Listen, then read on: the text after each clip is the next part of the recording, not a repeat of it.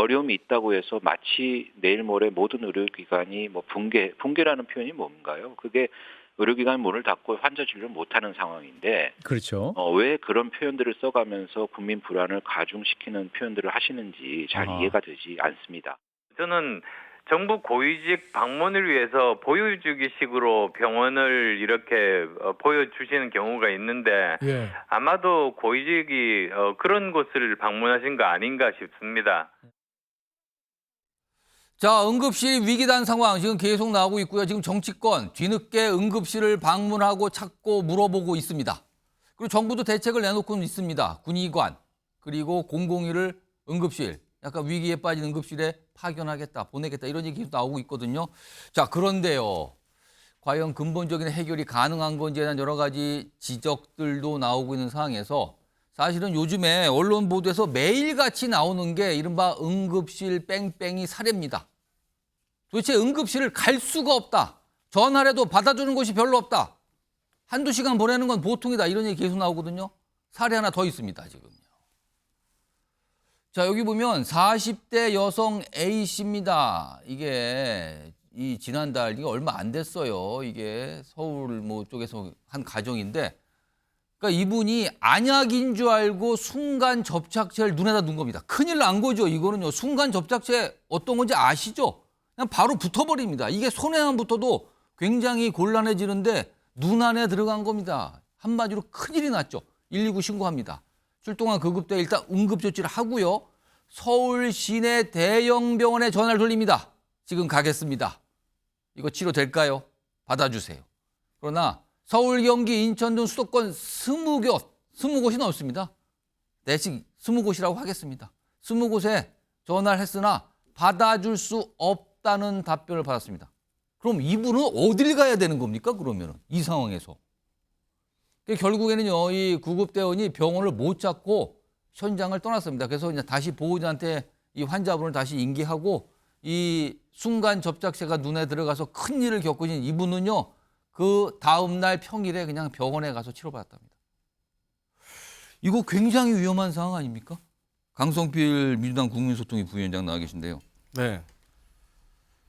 엄격히 좀 얘기해 보겠습니다. 당장의 생명의 위협은 없다고 할 수 있습니다. 저 상황에. 그러나 이거 자칫 잘못하면 실명의 위기까지 있을 수 있어요. 이게 어떻게 될지 모르는 거거든요. 근데 이런 상황에서 20곳 이상의 병원을 연락을 했는데 응급실을 갈 수가 없다. 네. 이거 어떻게 봐야 되는 겁니까, 이거를? 제가 한번 응급이라는 단어의 정의를 한번 찾아봤습니다. 그러니까 급한 대로 우선 처리함.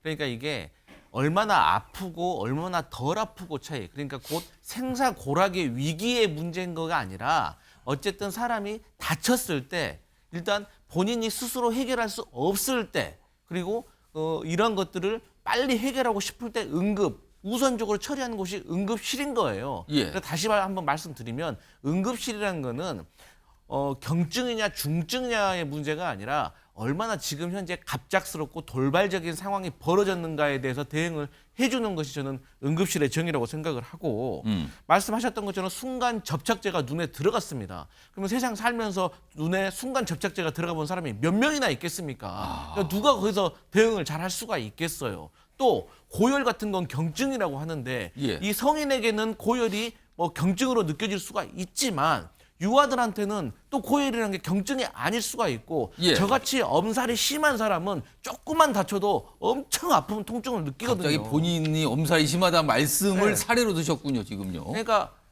그래서 저는 이 정부가 지금 워낙 상황이 급하다 보니까 예. 어떤 변명으로 국민들을 안심시켜야 될지를 잘 모르는 것 같아요. 그래서 뭐 경증과 중증을 뭐 구분을 해서 응급실을 와달라라고 하는데 이건 명백하게 국민들이 동의할 수가 없다 이런 말씀 드리겠습니다.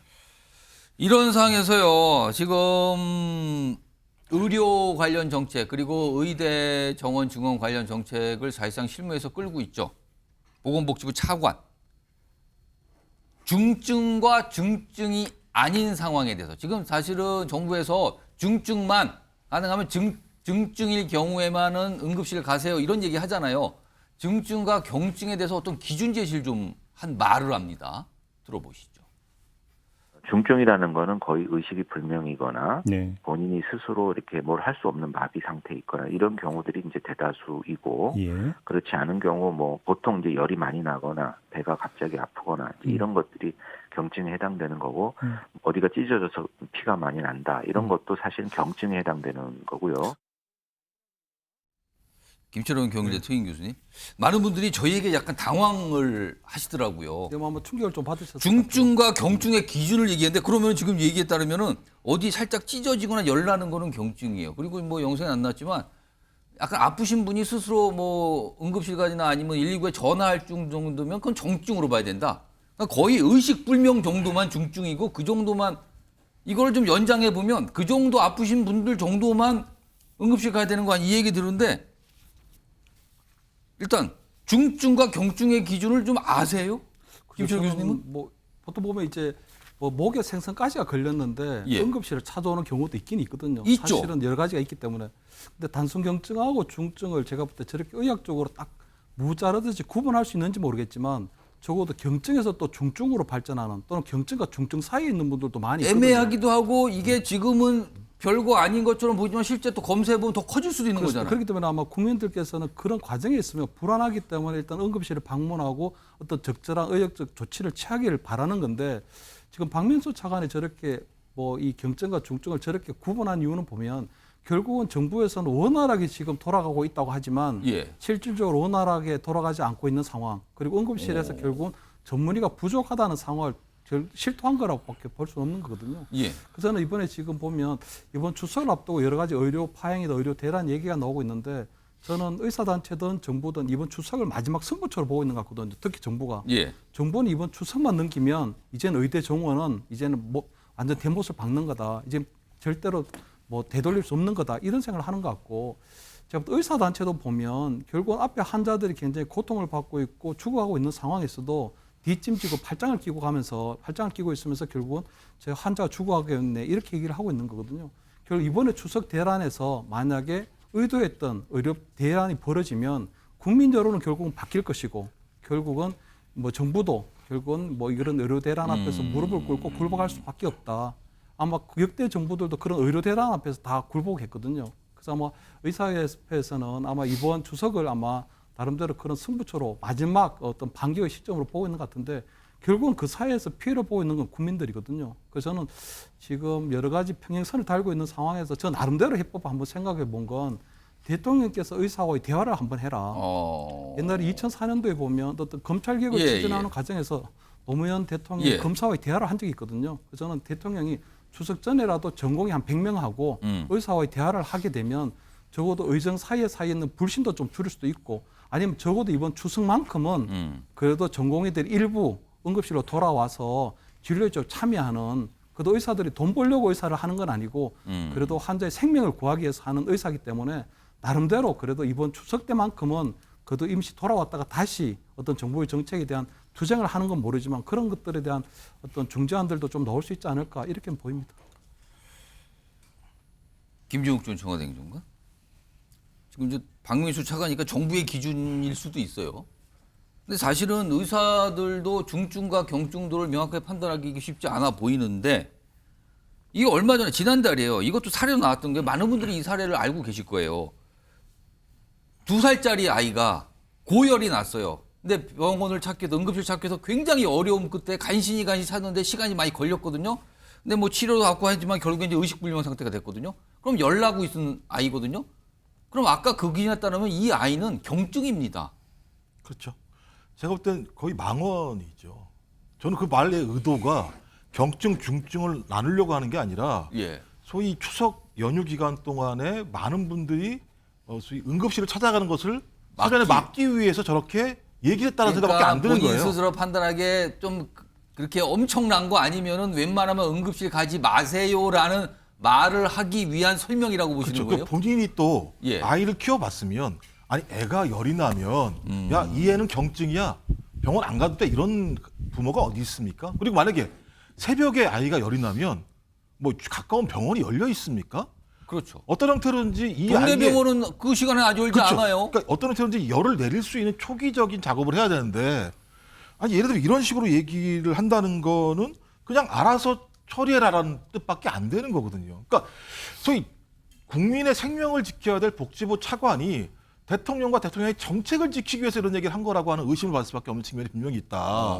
그리고 소위 이 추석 연휴 기간 동안에 진짜 자기의 아이들이 아팠을 때 어떻게 될지 이 차관 말 때문에 더 헤맬 것 같고요.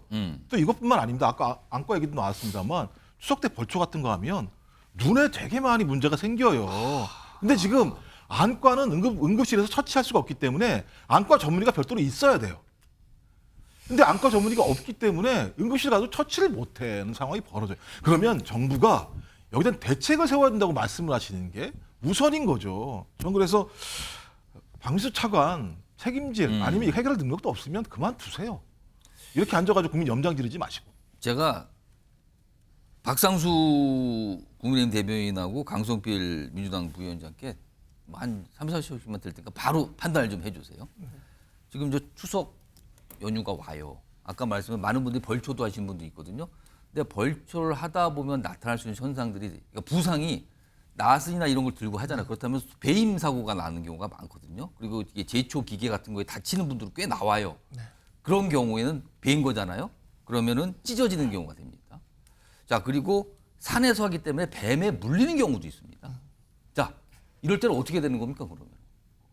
당연히 치료 받아야죠. 어디 가서 받습니까? 치료를 받도록 그 역할을 해야 되는 게 당정이 해야 되는 일이라고 저는 생각을 하고 있고요. 예, 그러한 부분에 있어서 우리 당에서도 계속해서 문제 제기를 하고 있고 내일 제가 속해 있는 천목회에서 박민수 차관이랑 그다음에 이제 저희 박은식 전 비대위원이 토론회를 합니다. 아, 초청을 했습니까? 네, 내일 저녁 7시에 합니다. 저도 거기 참석을 할 거고. 지금 저 박상수 대변도 참석하시죠? 저도 참석하고 질문을 좀 김재섭 의원도 하시겠네요, 아무래도. 할 겁니다. 예, 그리고 의사단체 쪽에서도 응급의사학회 회장이신 이병민 회장님도 오실 것이고 김희원 전 의협 홍보이사도 올 거라서 정말 박민수 차관이 사실은 안 오지 않을까 했는데 오신다 그러더라고요. 그래서 저는 진짜 궁금한 것은 다 한번 물어볼 생각이고 국민의 한 명으로서도 이러한 부분에 있어서 정부에서 만약에 괜찮다면 괜찮은 걸 끝까지 설명할 수 있어야 돼요. 예. 네, 못한다면 그 부분에 있어서 정말 무한 책임을 가지고 설명할 수 있어야 된다고 생각을 하고 만약에 못할 정도라면 해결하기 위해 노력해야 되는 것이고 그런 부분에서 우리 당은 당의 역할을 할 것이다. 이런 말씀을 꼭 좀 드리고 싶습니다. 강성필 부위원장께 네. 갑자기 열이 나거나 네. 아까 말한 대로 벌초를 하는 과정에서 부상을 입거나 뱀에 물릴 수도 있고 이런 상황은 언제든지 추석 때 있을 수 있습니다. 그리고 예를 들어서 많은 분들이 명절 때 특히 이제 응급실이 굉장히 붐비거든요. 그럼 그럴 때 특히 야간 때 어떻게 되는 겁니까, 그러면? 일단 정말 이런 말씀 드리기 죄송한데 일단 국민들께서 일단 본인들 스스로 상비약을 많이 구매를 하셔야 됩니다. 왜냐하면 지금 말씀하셨다시피 응급실에 가도 지금 치료를 받을 수가 없는 상황이 벌어질 가능성이 매우 높습니다. 그런데 제가 좀 찾아보니까 이 과거에요. 작년 설 연휴 때는 응급 환자가 6만 명이 발생했거든요. 예. 연휴가 3일이었습니다. 하지만 이번 추석 연휴는 5일입니다. 그러니까 더 많은 환자들이 발생할 가능성이 매우 높은데 그 이유를 찾아보니까 명절에는 음주를 많이 하고 음주가 증가하고 과식이 증가하고 차량 이동이 증가하고 명절 음식을 하다 화상 환자가 많이 증가하고 또 성묘로 왔다 갔다 하다가 낙상 환자까지 증가하기 때문에 이런 환경에 맞는 나름대로 상비약을 조금 구매를 하셔서 본인 스스로 지키는 노력을 좀 하셔야 될 것 같고 또 평소에 응급실을 그래도 한번 최대한 평소에 미리서 좀 확인을 해두는 것이 그나마 지금 상황에서 최선의 길이라 저는 그렇게 생각합니다. 아무튼 사례는 계속 나오고 있고요. 몇 가지 이제 오늘부터 병원들이 약간 축소 운영하고 뭐 이런 얘기가 나오거든요. 뭐 그 내용 좀 준비돼 있는데 앞서서 이 구급대원 그리고 이제 뭐 병원 측 얘기도 있고요. 환자분들 얘기도 있습니다. 좀 영상으로 묶었습니다. 들어보시죠. 119에서 카트를 해서 저희한테 연락이 온 거예요. 그러니까 119도 마찬가지로 자기네들이 뺑뺑이를 돌아야 되는 상황이다 싶으면 일단 거부를 해요. 저희도 요즘은 아예 차라리 공차 말고 그냥 본인 스스로 가는 게 진료가 더 빠를 수 있다라서 직접 찾아가면 병원에서 그냥 쫓아내긴 안 되거든요. 초중증 환자들은 봐야 되니까 그거는 최후의 보루로 남겨놓고 중증 환자를 계속 보기 위해서는 그렇게 할 수밖에 없어서. 나는 지금 여기 여기서 수술하고 안 환자거든. 그래서 너무 아파서 지금 왔어요. 목요일날 병이 생겼다 하면은 큰일 나는 거죠. 일단 아프면 안 되겠다. 근데 아픈 게 마음대로 안 되잖아요. 뭐 어른들은 어떻게라도 뭐 참고 견디겠는데 애들이 생각하면은 진짜 눈물부터 나는. 자, 지금 각 병원들이 어떤 계획들을 얘기하고 있어요. 그리고 이미 계획에 들어간 병원도 있고요. 화면을 좀 정리해 보겠습니다. 전국에 이제 응급실을 갖고 있는 큰 병원들이죠. 축소 운영을 하고 있는 병원들이 있는데 일단 여기 보시면 이렇습니다. 여기 대표적으로 건국대 충주병원은 평일, 야간 및 휴일 운영 한시적 중단. 강원대병원은 성인, 야간 응급진료 중단. 그러니까 밤에는 성인들 안 받는다는 거잖아요. 그리고 소아 응급진료만 정상적으로 운영하고 세종 충남대병원은 30일까지 성인 야간 진료 불가능. 여기 아주대병원 아까 나왔었죠. 매주 오전, 목요일 오전 7시, 다음 날 오전 7시, 뭐 CRP 필요한 환자 등 초중증 환자만 수용. 이대 목동병원 매주 수요일 성인 야간 진료 제한. 뭔가 약간씩 차질을 빚고 있는 거죠. 원래는 다 했어야 되는 건데. 그리고 여의도 성모병원은 추석 연휴 운영 중단 검토한다는 얘기가 좀 나오고 있어요. 보도를 통해서 알려지고 있습니다. 이런 상황에서 정부도 이걸 알고 있죠. 이런 병원들이 약간 여의치 않다는. 그래서 오늘부터 군의관을 이런 응급실, 약간 뭐 사람이 부족한 응급실에 파견하고 9일부터는 공보위도 배치한다 그러는데 박상수 대변인, 군의관이나 공보위가 응급의학 전공이 아닌 다음에 응급실에서 아무래도 응급의학 전문이나 전공의보다는 부족할 거 아닙니까? 뭔가 처치가? 그렇게 생각드는 게 상식 아닙니까? 근데 이제 군은 아무래도 응급 상황이 특히 많은 곳이죠. 그렇기 때문에 군의관이 응급의학에 있어서 아주 전문성이 없을 거라는 것은 저는 좀 거기에 대해서는 그렇지 않다고 생각은 합니다.